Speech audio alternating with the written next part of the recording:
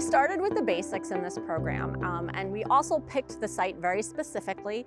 This site is Extension Nursery. We actually have two separate sites, a nursery and a garden here. It's at the University of Florida IFAS Brevard County Extension Office. And so this is an active nursery that follows industry standards. And the idea behind that was anything that our participants are learning on this site is the real world learning experience that when they go and look for a job, they're gonna have the skills that they need. So we really wanted to address that step up of not just backyard gardening, but industry standard gardening. That was what was important to us. It's the general skills, the learning about horticulture. And we started from seed, we did propagation, we talked about a little bit about helpful and harmful insects. We talked about weeds and kind of all of the essentials, scratching the surface.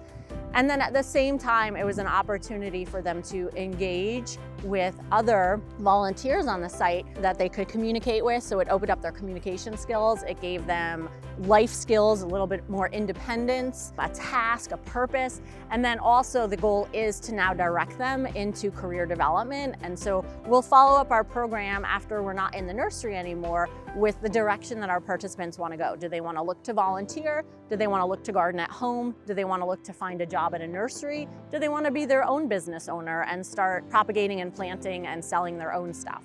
We designed our program that we would always start in the classroom. So we would go over a concept for the day. It would always relate to what we were going to do in the nursery that day.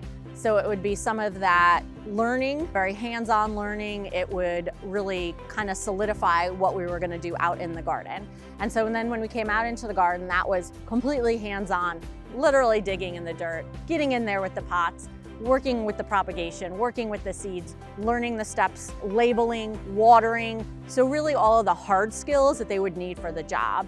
And then that would help to combine. At the end of the day, we would kind of ask them, you know, what did you learn? Ask them to fill out a task checklist that also had some ideas for what those skills would be needed for in what occupation or what opportunity related to horticulture.